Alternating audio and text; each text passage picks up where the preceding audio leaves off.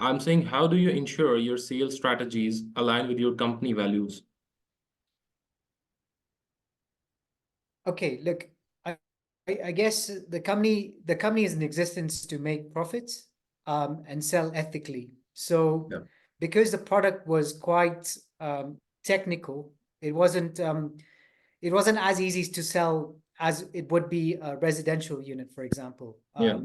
There were a lot of technicalities in what involved in selling what I was selling. Power requirements, water requirements, and then usability of the land, how much you can develop. Um, All right. so All because right. I understood the product really well, I knew my company's values. It was always aligned to then what I was selling to the client. All right. So I'll ask you a question about the team building. So how do you recruit and onboard high-performing sales team? So my company trained me with an external consultant on sales strategy. So at the time I joined the company, we had to hire a separate team to sell our fully developed units. So whereas I was selling land, I helped build a team to sell the complete units as well. We were selling residential units. We had a certain criteria of the caliber of people we were looking for. All So right. we needed a manager, and then we needed 2 sales agents below the manager. So first was to identify who would take over the managerial role, and then identifying candidates that will be his sales executives. All right. Um, so we So came up what's with a strategy based, yeah. yeah. All right. So what's your approach to So for motivating me, teams to meet KPIs? I'm saying, what's your I approach think to it's very motivating important. teams to meet key performance indicators? Yeah.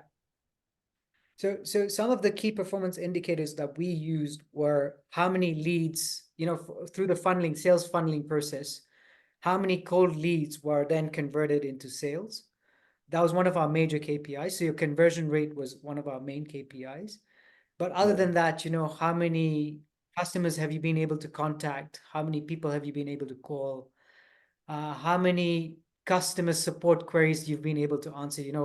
For example, in real estate, the queries are usually, can we change the design somewhat? Or if we wanted an additional parking space, how do we, so just how they've tended to those questions. Yeah. And then really training on the product itself. So if they were well trained on the product, they were able to sell better. So All right. training was very important, and also offsets, training Yeah. sessions and Yeah. catch-ups were really important. All right. So how do you set and track sales targets and metrics? So against the KPIs, we actually then installed a CRM. I was an integral part of introducing a CRM to the company. We used something called Copper, and I used to then manage the team using Copper What was the metrics. So name? we'd had Can you please defined repeat? Copper, COPPER, Copper. All right. Give an example of identifying and seizing growth opportunities.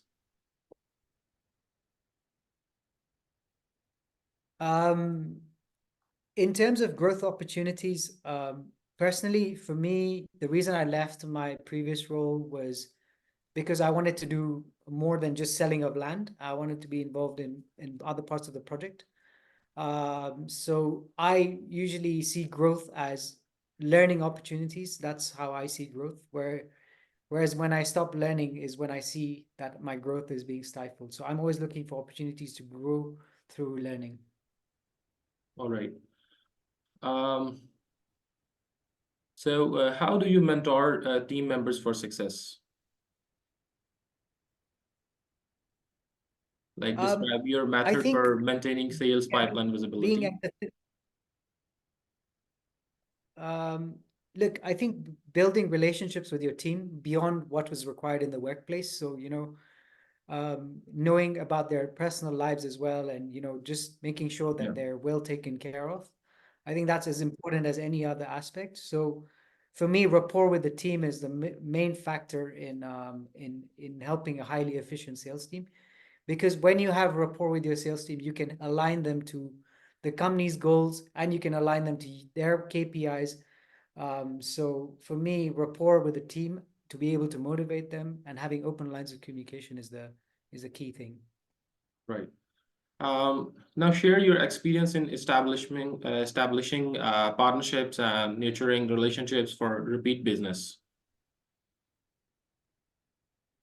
So one of the things we did very early on when I joined Talisi was we started building partnerships with banks, and really that was to help them to sell our product, but really it was so that we can get marketing material that they can push on their platforms through the branches. So we had key relationships with people like NCBA, Prime Bank, ABSA, National Bank.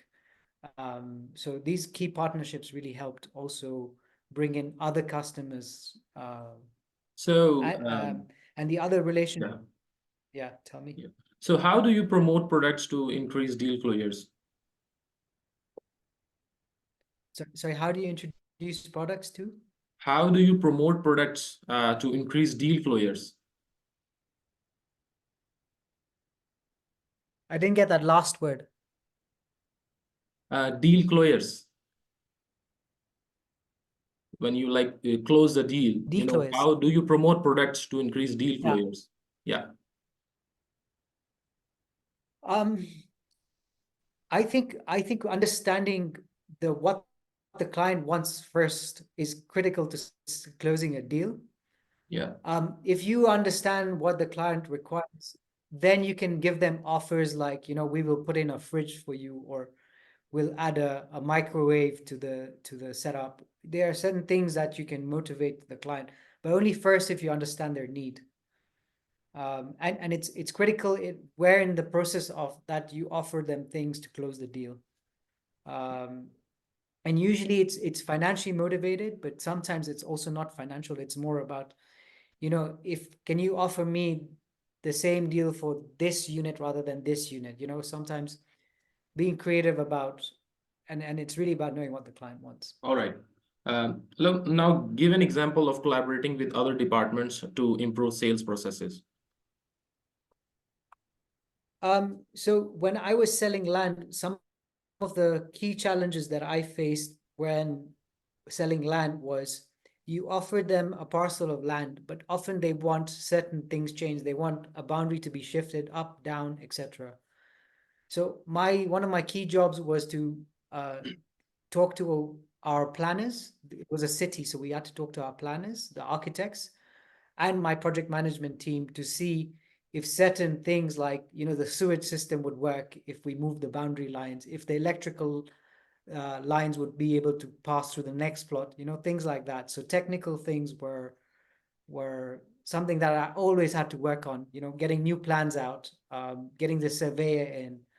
So across departments, making sure with the finance team that you're billing correctly, if you're giving someone an installment plan, making the invoices raised, following up payments. So yeah, I work cross-laterally with many teams. All right. Lastly, what's your salary expectation towards this role? My salary expectation would be a gross amount of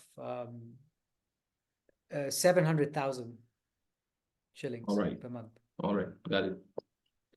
Okay, thank you, John, for your time. I'll be sharing your responses with the company and follow up with you later.